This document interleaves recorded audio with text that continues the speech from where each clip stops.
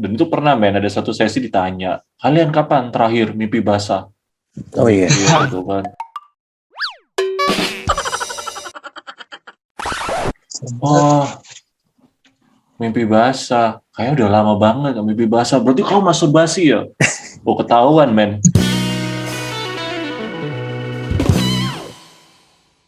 Shalom jemaat terbahan Indonesia. Selamat datang di Church Uncensored episode ke-9. Wah, seru banget guys. Kita akhirnya udah ke episode 9. Gimana kalian masih semangat mengikuti episode-episode selanjutnya? Bro Dion, Bro Gard, apa kabar bro?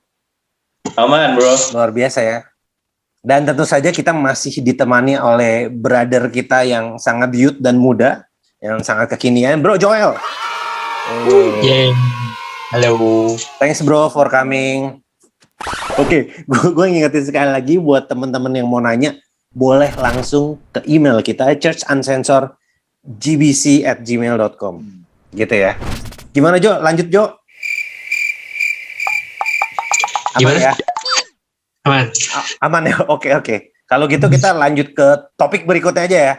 Topik berikutnya sangat simple. It's about masturbation. Gimana? Udah siap? Sikat. Mantap. Let's ikutan. Hajar. Cuman nih pertanyaan nih buat Joel. Pernah nggak sih kalau dorongannya itu tak tertahankan gitu? Salurannya bisa apa aja sih? Kan kita bisa olahraga, saluran terus TV. cara penyaluran hasratnya bisa mimpi basah kali ya. Mimpi basah kan juga enak tuh. Iya.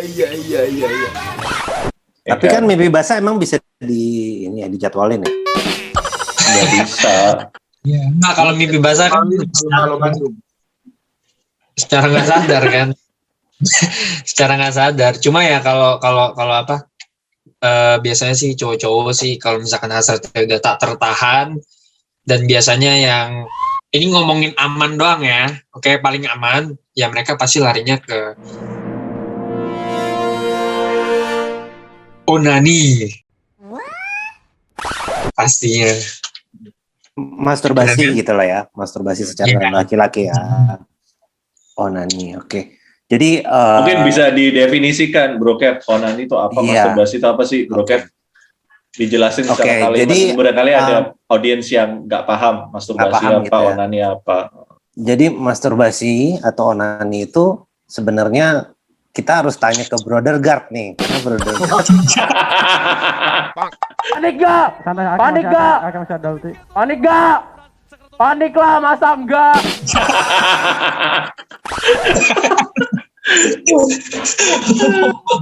Onani itu bukan lagu daerah, ya. Oh, bukan. Oh, ini kakek dong itu. Salah. Bukan, makanya saya bilang bukan. Ya, salah satu bukan salah satu ya.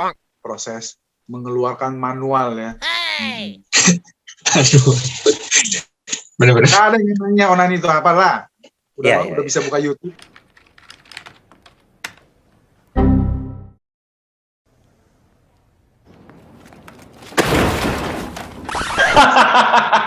Iya. Enggak, kita kan lugu sekali, apalagi kita kan orang-orang ini kan orang-orang gereja gitu.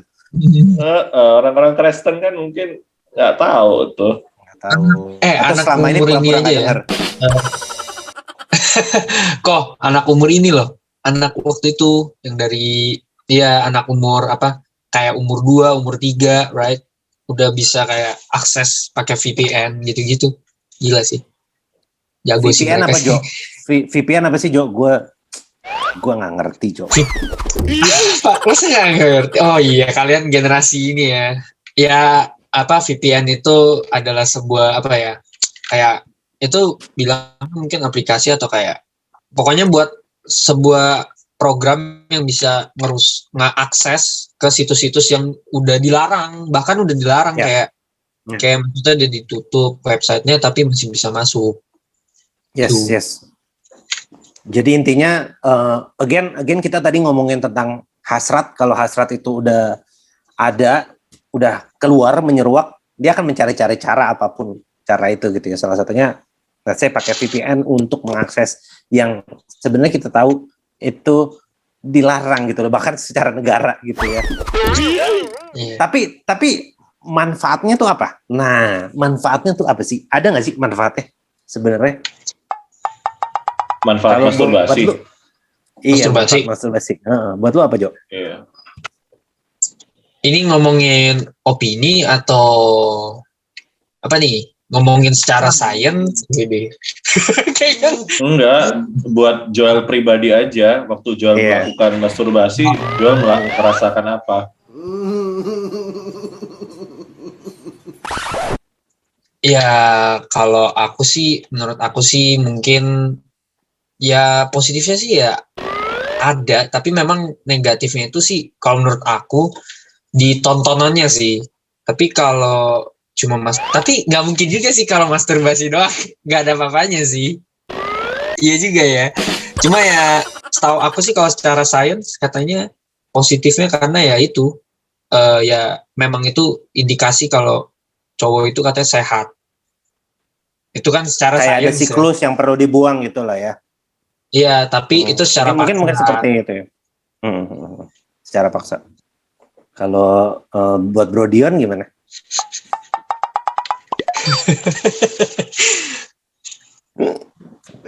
Ya, itu anugerah Tuhan tuh. Tuhan menyensor sendiri tadi. Grace.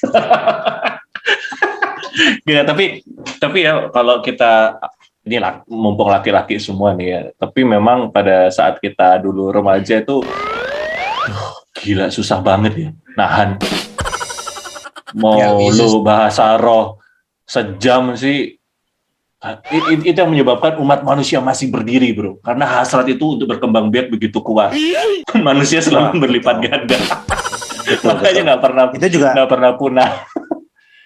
Hasrat itu juga anugerah sih menurut gue, bahwa lu menjadi manusia seutuhnya tuh salah satu tandanya menurut gue itu. Iya. Nah, tapi memang pas kita remaja itu yang namanya nahan masturbasi itu susah banget, Pak. Susah banget. Dan apa namanya? Dan waktu itu gue udah pelayanan. Jadi gue udah pelayanan pemuda, tapi kan namanya masih remaja gitu ya kan, hasrat. Dan akhirnya gue masturbasi. Dan itu pernah ada satu sesi ditanya, kalian kapan terakhir mimpi basah? Oh iya. Gitu kan. Oh, mimpi basah. Kayaknya udah lama banget mimpi basah. Berarti kau masturbasi ya? Oh, ketahuan masturbasi. Ketahuan Brogat. Dan itu Brogat. Gue tuh dan gue sampai merasa gue tuh terikat sama roh perjinahan. Jadi gue kalau untuk menghilangkan itu, gue rajin banget tiap hari gue berdoa saat teduh. Dan gue akan berdoa begitu kuat, dan gue tuh sampai punya pola pikir kalau gue berdoa sampai gue mau muntah, itu berarti rohnya mau keluar, roh jahatnya mau keluar. Dan itu kebayang nggak? Itu spiritual abuse buat gue yang jatuh di dosa. Itu dosa ya gue nggak bilang itu nggak dosa. Tapi masturbasi, sebenarnya nggak perlu lo kasih tahu tuh dosa, orang yang melakukan udah merasa bersalah. Nah ini ada institusi keagamaan ya, lo nggak bilang kerohanian, keagamaan, mempres anak yang hasratnya kemana-mana, dibilang itu sebuah hal yang dosa yang gila-gilaan, apalagi kamu pelayanan. Itu gitu, gue doa sampai bahasa roh, kalau gue sampai nggak pokoknya kalau sampai mau muntah gitu, enak gitu ya, itu rohnya mau keluar, sembuh 3 hari. Hari keempat gosok lagi, rohnya kabur lagi, rohnya balik lagi, Aladin gosok lagi. Dan ya itu aku bisa empathize sama Joel sih. Nah mungkin diskusinya lebih ke sini sih, Bro Gert sama Bro Kev. Kan kita pasti sebagai anak-anak muda pasti harus melewati fase itu sih. Nah, gimana caranya kita melewati fase itu dengan lebih sehat sebenarnya? Betul. Gimana coba, Bro Kev, menurut lo, pengalaman lo sebagai anak muda zaman dulu? Ada support system nggak? Gereja nolongin apa malah dibrukin ya? Kalau gue sih, kebetulan gue remaja, gue sangat holy ya, jadi jauh dari gereja. Jauh dari gereja malah holy. Oh, bisa jadi bro. Enggak, maksudnya Jauh dari gereja bisa bikin holy memang. Sometimes. enggak, masalahnya pergaulan memang harus sih, apalagi dulu gue sekolah cowok semua. Jadi ya tentu saja lebih holy lah ya. Bukan ya, tapi itu memang strugglingnya berat sekali. Again menurut gue komunitas is one thing sih.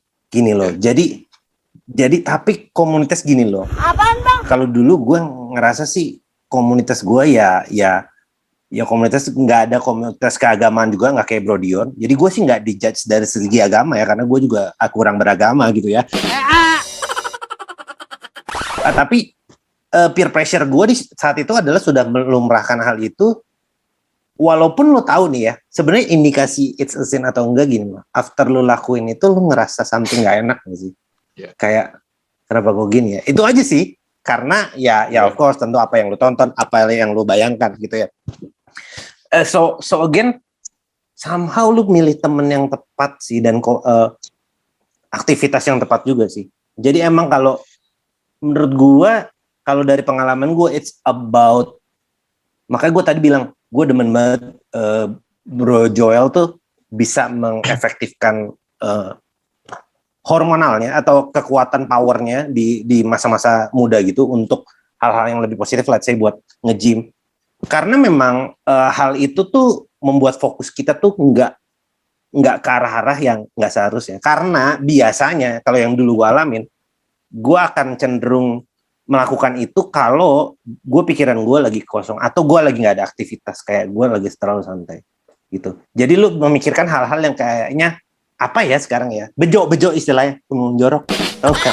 Ya itu gitu. Jadi but again, komunitas, aktivitas apa yang lu pilih, dan ya kalau lu bilang support system, again, gue sih berharapnya at that time juga gue ada komunitas atau gereja yang bisa merangkul gitu, atau komunitas Kristen. Tapi at that time sih gue nggak punya. At least you have to, lu harus sekelilingi atau lu memaksa diri lu dikelilingi oleh orang-orang yang let's say cukup dewasa, yang tempat lu bisa sharing ke mereka dengan open, tapi mereka juga nggak ngejudge. I guess that's the only thing yang ya kayak gini loh bro, kayak kita gini, kita nggak perlu nutupin bahwa kita pernah loh, atau kita sering loh gitu loh. Tapi by being open, dan mungkin mereka punya struggling yang sama, jadi saling menguatkan sih. Menurut gue sih itu ya. Bukannya malah berjamaah ya. Wah, lu juga sering ternyata. Yuk bareng yuk, gue ada film baru. Tara, ya itu yang umum terjadi ya, Ya zaman dulu gue di sekolah juga kayak gitu. Jadi kayak, bro, bahan baru siap. Tapi maksud gue, again ya it's about the community, suka atau enggak, memang kita harus milih sih. Dan gue rasa itu di usia kita, di usia kayak Joel waktu itu sih, itu struggling sih. Aku boleh kasih juga nggak? Ya.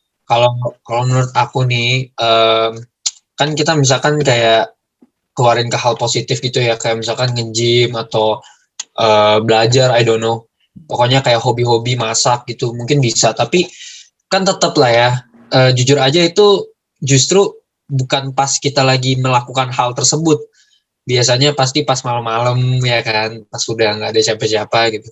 Ya intinya kita masih bisa jatuh lah, mau gimana pun masih bisa. Nah, pas jatuh itu menurut aku sih, ini saran aku aja buat beberapa orang tua yang di luar, karena aku sendiri juga pengalaman, kalau orang tua aku itu ngajarinnya itu bukannya dengan cara yang menuduh atau condemning, kayak ya kita tahu itu salah, nggak perlu dikasih tauin, tapi lebih kayak yang diomongin terbuka, terus dibilangin kita masih sayang sama kamu. Itu sih yang lebih penting sih. Kalau menurut aku dalam sex education itu, selain dikasih tauin itu berbahaya, ya kita udah tahu gitu kan, ya tapi nggak apa-apa dikasih tauin. Cuma yang lebih perlu dikasih tauin, support system kita itu ngomongnya either, kalau keluarga kan bilang kita masih sayang kamu, mungkin kalau temen bilang tapi Tuhan masih sayang sama lu loh. Nah menurut aku sih lebih pentingnya sih di situ sih, untuk support system. Setuju. Kompor gas. Asik sih. Kalau Kogat gimana? Nah boleh nih Bro Gat. Iya, sama sih basically. Saya juga kalau nginget dulu ya, betul yang seperti Kevin bilang, teman pergaulan, cari-cari kesibukan itu sangat menolong untuk mengalihkan kelebihan energi kita. Tapi kembali lagi memang waktu seperti Joel bilang, kita udah olahraga, pagi belajar bareng dan sebagainya, begitu di rumah malam sendirian, energinya masih kesisa juga. Gagal maning. Iya, betul. Tapi yang kita, kalau saya pribadi nggak mau ngomongin tentang kembali lagi dosa semua tahu dosa, ya. Semua tahu nggak benar. Tapi yang dibutuhkan adalah komunitas, keluarga, teman yang mendukung, yang selalu ngingetin kita, bro, jalan terus gitu loh. Tidak diam di dalam kadang ada orang yang berdiam di dalam tuduhan-tuduhan itu, yang dia menyendiri malah cenderung akhirnya malah getting worse, tambah parah lagi. Setuju. Tapi semua itu pergumulan ada. Saya percaya selama dia laki-laki normal dalam usia remaja, usia pertumbuhan, pergumulan itu selalu ada. Sama seperti Bro Dion, di gereja pun sama. Pertanyaan-pertanyaannya yang mencari-cari, ngorek-ngorek salahnya kita dalam hal ini. Dan pasti ketemu. Kalau nggak ketemu, saya tinggal berbohong aja. Enggak, baru minggu lalu misalnya begitu. Bisa ya kita tutupin. Tapi kan kita nggak mau mendengar jawaban yang enak doang. Tapi kita mau yang betul-betul dari mereka. Karena kita sebagai keluarga, sesama teman-teman, anak-anak Tuhan, kita mau saling menolong, saling mendukung. Dan betul sekali, dengan banyak kegiatan yang sehat, kegiatan lain, kita bisa mengalihkan cukup banyak persentase yang berhasil untuk mengalihkan semua godaan-godaan itu. Ya, dari saya sih kurang lebih sama dengan kalian semua. Dan saya percaya ini adalah semua pergumulan yang semua laki-laki, terlepas apapun siapapun dia, semua laki-laki, selama dia normal, ya. Jadi wanita nggak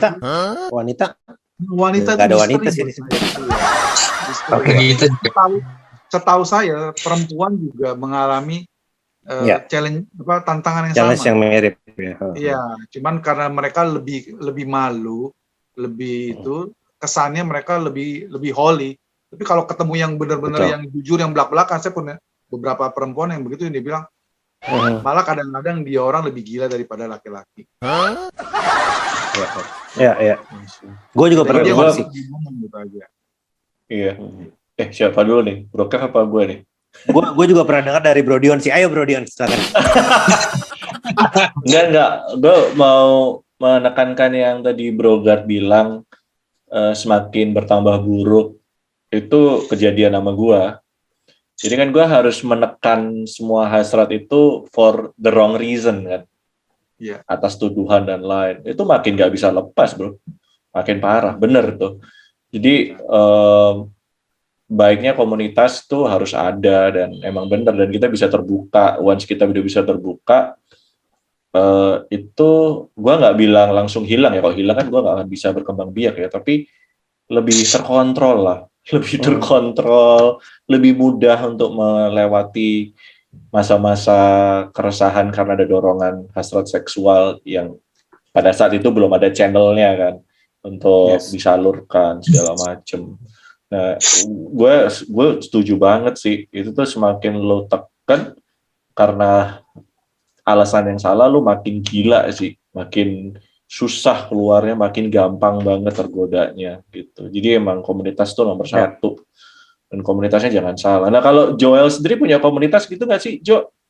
Yang komunitas anak muda yang bisa di-sharingin dan segala macem, ada nggak? Aku belum ada, dan kalaupun ada sebenarnya gini ya, ini menurut aku nih, opini aku lihat sekarang komunitas bagus sih, ada namanya NoFap, ada yang tahu? Komunitas NoFap namanya. Jadi itu sebuah komunitas anak muda yang mereka ngumpul, terus mereka ya menguatkan satu sama lain untuk tidak masturbasi. Tapi di situ mereka tuh lebih ini kok, permasalahannya nih ya, bisa main ambigu juga. Memang positif mereka untuk stop masturbasi, tapi mereka bukan ngomongin tentang yang di atas, mereka ngomonginnya tentang daging mereka. dan mereka Berarti yang main di bawah nuduh dong. juga sometimes. Ya, maksudnya bukan gitu, enggak. Maksudnya Daging mereka yang bawa dong. Suka nunjuk-nunjuk. Maksudnya mereka lebih ke self. Jadi menurut aku itu nggak membantu juga sih. Ya kalau kalian nanya, salah satu support system yang bantu aku banget mama papa aku kan. Mereka sangat terbuka dengan hal ini sama aku juga. Jadinya komunikasinya enak juga. Jadi aku nggak merasa terkondem. Gitu sih kalau aku sih. Ya. Beruntung kamu sangat Yes. beruntung berarti. Bener. Ya. Ya benar beruntung. Like it or not, emang keluarga tuh salah satu yang vital banget sih, karena ya yang hampir 24 jam bareng itu ya keluarga gitu ya biasanya. So again ya beruntung kamu Jo. Tapi Jo, menurut lu Jo ya, ya saya tahu kan Anda juga Kristen juga nih. Kalau menurut lu sendiri, oke, itu tadi ngomongin keluarga, tapi kalau lu ngomongin tentang komunitas gereja deh, itu menurut lu sebaiknya gimana cara gereja menghadapi atau ya memperlakukan orang-orang, anak-anak, terutama anak-anak muda ya, yang we know punya struggling yang sama dengan lu gitu. Oh, jadi yang tadi kan sebelumnya gimana kalau sex before marriage, sekarang kalau masturbasi gitu ya? Exactly, betul. Ya kalau opini aku sih lebih di itu aja sih, yang sama sih kayak yang tadi aku bilang, lebih diingetin kalau kita tuh disayang Tuhan, dan it's a sin, benar, tapi kalaupun kita melakukannya nggak merubah cara pandang Tuhan tuh ngeliat kita. Dia masih ngeliat kita itu benar gitu loh, right? Dengan kita ngeliat gitu kan lama-lama makin kayak, karena dia sayang kita ngeliatnya jadi kayak, ih iya juga ya, terus lama-lama jadi males juga sih sebenarnya sih. Jadi bukan karena kayak, aduh aku nggak boleh masturbasi gitu, bukan jadi nahan, jadinya lebih males gitu, karena ada yang lebih appealing gitu loh. Ya nggak sih? Iya. Nice. Jadi instead of sin consciousness gitu ya, lu sadar akan aduh betapa berdosanya gua kalau melakukan ini, tapi lu coba shifting lebih ke betapa Tuhan menyayangi lu gitu ya. Jadi fokusnya adalah identity gue sebenarnya udah di love, dicintai gitu ya. Jadi itu yang pelan-pelan membawa lu ke arah yang lebih benar gitu ya. Mantap. Keren banget kesimpulannya Bro Kev. Keren Joel. Lanjut dong Bro Dion. Iya, jadi satu, ini buat teman-teman apalagi yang melewati masa itu sekarang ya, yang masih muda-muda dan belum menikah. Bini lu mana? Lu belum nikah? Lu kapan nikah? Kalau merasakan dorongan hasrat kayak gitu, itu tuh sebuah kewajaran. Itu tuh datangnya juga dari kerja tubuh lo yang alamiah. Karena itu menuntut lo untuk berkembang biak kan. Kalau nggak ada itu ya lo nggak akan punya hasrat untuk berkembang biak, nggak akan punya anak nantinya. Jadi itu sebuah kewajaran. Nah, memang ada cara untuk melepaskan hasrat itu yang lebih praktis ya memang ya, yang namanya masturbasi tadi. Nggak bayar, nggak apa, murah, cepat, ya gitulah, praktis lah ya, praktikal banget. Tapi again aku balik ke statement yang tadi bahwa yang namanya dosa itu bukan for the sake karena itu dosa terus Tuhan jijik. Kenapa Tuhan ngomong dosa? Karena itu kan menyakiti diri kita sendiri. At some extent, kalau sebuah masturbasi itu menjadi sebuah kebiasaan yang buruk dan memburuk, misalkan dari seminggu sekali, jadi 3 hari sekali, jadi sehari sekali, sehari 3 kali, itu ada loh. Itu akan membuat banyak dampak kesehatan lo sendiri jadi terganggu. Macam-macam, karena ada risetnya. Satu, ketika nanti harus melakukan performance yang real, hubungan badan yang real, lo jadi tidak tertarik. Gitu. Ya kan, kalau masturbasi terlalu ekstrim. Kedua, ketertarikan lo untuk berhubungan badan dengan lawan jenis jadi berkurang, sehingga lo questioning your sexual orientation. Kayaknya gue nggak suka cewek deh, karena gue nggak bisa berdiri gitu misalnya. ketika ngelihatnya. Akhirnya questioning your identity, lama-lama lo mengafirmasi bahwa kayaknya iya nih ya, gue suka sesama jenis nih. Gitu. Itu kan salah satu hal yang bisa berdampak dari masturbasi yang terlalu ekstrim kan. Gitu. Ketiga, lo kehilangan terlalu banyak energi untuk melakukan banyak hal. Gitu. Jadi begitu keluar kan, terus lo biasanya jadi lemes kan, lemes nggak mau ngapa-ngapain. Mau kerja males, mau kuliah males, mau bantu orang tua males, mau main juga udah males gitu kan biasanya kan. Jadinya lo jadi nggak produktif. Let alone dosa lah. Itu fakta-fakta medisnya banyak banget yang bikin lo jadi nggak bagus gitu loh. Tapi kalau udah kadung kejadian dan lo susah banget keluar, selalu ada jalan keluar kok. Selalu temukanlah komunitas yang benar gitu loh. Seperti micin, asik iklan gua. Cewek semua ini. Aman. Ntar dikasih Instagramnya bro. Mantap. Gitu sih. Gak usah jauh-jauh ngomong dosa lah, banyak banget manfaat ininya. Banyak banget. Mudaratnya daripada manfaatnya. Betul. Bro Gard, mungkin ada final word juga bro tentang ya masturbasi. Ya, kalau saya perhatiin dari omongan kita, saya rasa ada benang merahnya bahwa tentang tadi Bro Dion udah bawakan juga bahwa ini sesuatu yang normal, alamiah, dan kalaupun sudah terjadi, ya perlu setelahnya, ya kan? Ini juga berhubungan dengan perempuan. Kalau di konteks kita minggu lalu, katakanlah sebelumnya, kita ngomongin tentang sex before marriage, ya. Waktu kita merasa diri kita rendah, tidak bernilai, amoral, kita menghukum diri kita sendiri. Kenapa kita menghukum diri kita sendiri? Karena gereja bantuin kita menghukum diri kita sendiri, misalnya, gitu ya. Saya mau bagikan satu ayat di Imamat 27 ayat 12. Jadi kita tahu di zaman dulu bangsa Israel itu ada yang namanya imam. Imam itu, dan kita sekarang adalah imamat rajani. Kita adalah umat kepunyaan Tuhan. Kita adalah imam dan raja.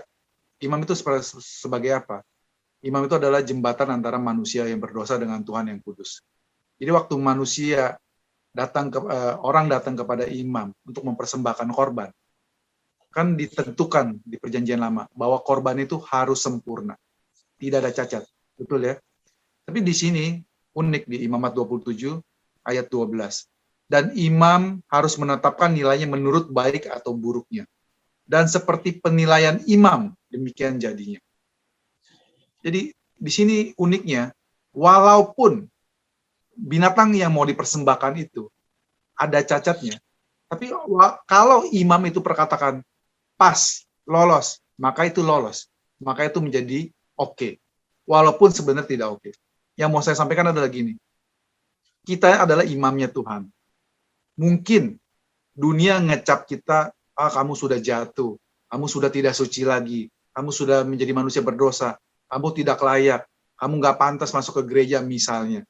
Ya, itu kata mereka. Tapi firman Tuhan bilang, kamu bisa perkatakan, aku adalah kesayangan Tuhan. Saya memang bersalah, tapi saya sudah ditebus. Saya sudah dibenarkan. Engkau mengembalikan harga diri yang Tuhan sudah berikan buat kita.